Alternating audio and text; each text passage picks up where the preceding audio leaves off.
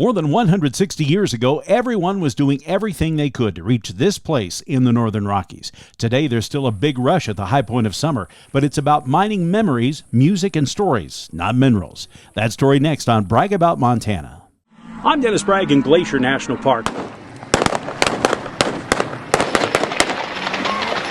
I'm Dennis Bragg about Montana.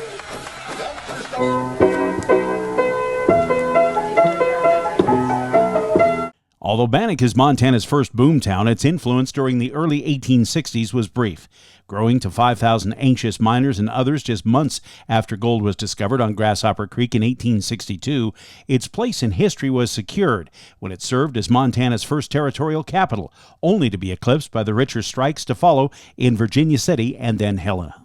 But every summer in July, marking the month when gold was first discovered, Bannack flares back to life, hosting as many as 3,000 people a day during the two-day Bannack Days celebration. Originally started in the bicentennial year of 1976, the event draws not only tourists and visitors from across the state to wander the streets and see the old buildings that were saved as a state park, but for locals who come here to experience this famous gold camp year-round.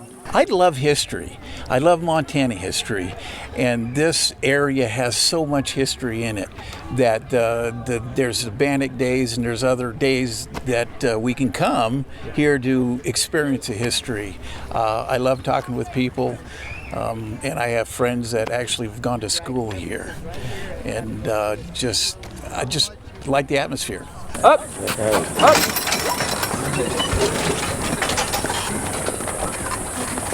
It's an atmosphere that not only gives visitors a glimpse into Bannack's golden past, but the Old West as a whole, when camps like this were springing up monthly with news of each fresh strike. Today it's not gold fever, but a feverish fascination that convinces thousands to come here at one of the driest and hottest times of the year. 40 years ago, I would come here and there'd be one or two people here. And it was undiscovered. And boy, they've sure discovered it now. That's because the fun for a couple of days overshadows what the harsh life would have really been like, summer and winter. And organizers who use the event to raise funds for the Bannack Association do a wonderful job of telling that story. From the dozens of reenactors willing to spend the hot weekend in amazingly authentic clothes from the 1800s to giving prospectors, young and old, the dream of striking it rich. I like seeing everyone dressed up today. When you come to Bannack when it's not Bannack Days, it might not be.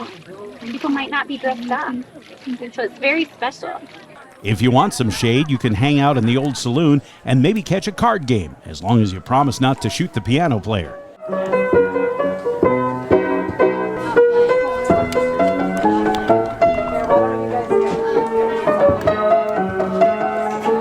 Or experience the best treat of the day. Ice cream! 4 huckleberries. There's probably not much chance of seeing ghosts with this crowd, but it's a good time to share ghost stories. Do you ever have any spooky experiences? I know I've had a few. You get here in a thunderstorm and there's not many people. It's still an interesting place. You know, I've done Milky Way shots here at night, and walking by the old motel at the night by yourself, I make a wide berth around the motel. That's creepy. The hairs on my neck go up. Don't mess with any bad outlaws. The laws here, they're going to take care of that. At midday, high noon of course, the crowd realizes something's going down, and just like during Bannack's infamous vigilante days, the rumors of a gunfight spread and people line the street. 27 years I've been coming to Bannack Days and pretty much participating in some way, shape, or form.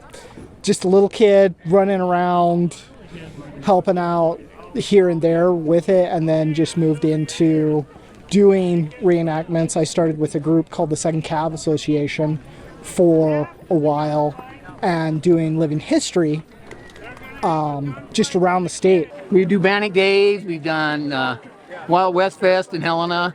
It's very fun. I mean, this isn't exactly history. It is a reenactment. You don't know him for. Why are you looking for me? You robbed the bank in Tombstone. I did not rob no bank. What bank? Prove it.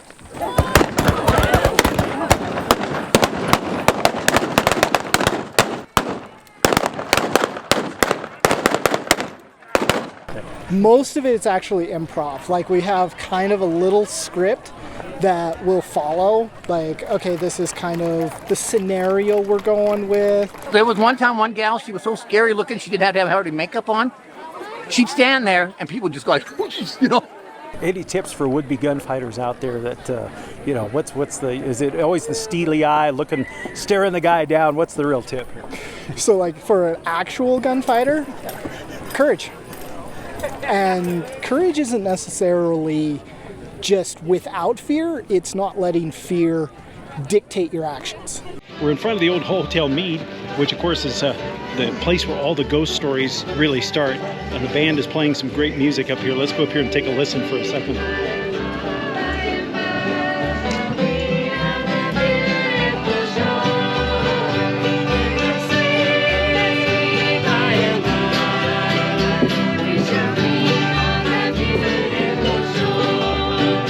For me, it's probably the music that sets the mood of Bannack Days best, and there's lots of it. Groups will come from hundreds of miles around to perform for the visitors, recreating the entertainment that would have been so welcome so far from home and family.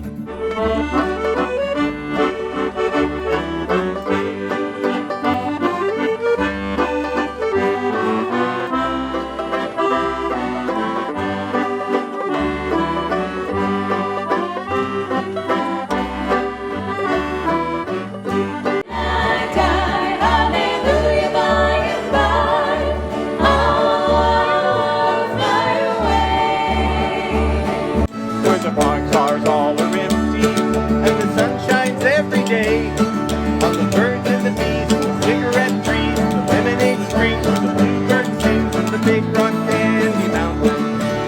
Dale!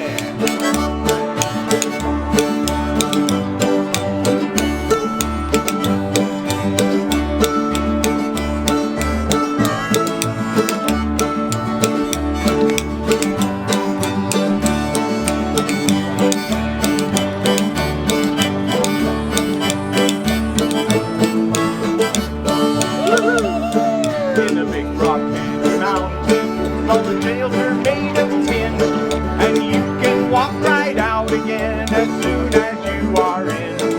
There ain't no short-handled shovels, no axes, saws, or picks. Well, I'm down to stay when we sleep all day, when they pump the jerk and invented work in the big rock candy mountain. I'll see you all this coming fall in the big rock candy mountain. It gives you time to stop and think about the people that were here 100 and some years ago, their lives and what they experienced. And helps you learn the most important lesson of all, that no matter what the decade, the real riches in life are food, friends, and fun. When I first came to Bannack 50 years ago now, there were still a few people actually living here. Not many, maybe 4 or 5. And it was a very quiet place. It's almost jarring to come back and see this many people enjoying this historic place. But when it comes right down to it, I think that's exactly what it was made for. I'm Dennis Bragg about Montana.